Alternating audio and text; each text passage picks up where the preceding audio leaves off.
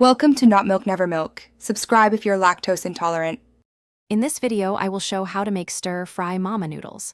First, gather all your ingredients, including your favorite mama instant noodles and fresh vegetables like carrots, bell peppers, and snap peas.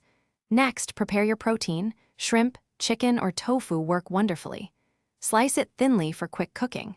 Finally, chop all your vegetables into uniform, bite-sized pieces. This ensures everything cooks evenly and quickly, which is key for a perfect stir-fry. Now let's get those noodles ready. Boil your mama instant noodles for exactly 2 minutes, then drain them immediately and rinse with cold water to stop the cooking process. This keeps them from getting mushy.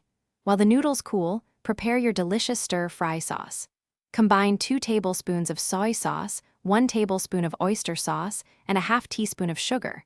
Don't forget to add the seasoning packets from your mama noodles to this sauce for extra flavor. Time to stir-fry. Heat 2 tablespoons of cooking oil in a wok or large skillet over high heat until it's shimmering. First, add your prepared protein and stir-fry it for about 3 to 4 minutes until it's almost fully cooked. Next, toss in your chopped vegetables.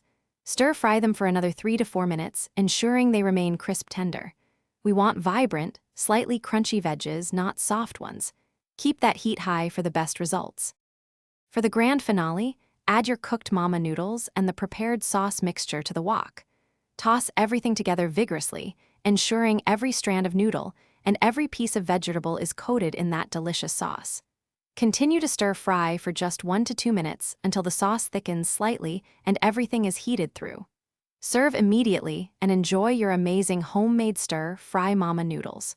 Also, remember to check the description below for links to some fantastic deals, including those darn tough socks with a lifetime warranty. Thanks for watching. If this was helpful, leave a like and consider subscribing. See you next time.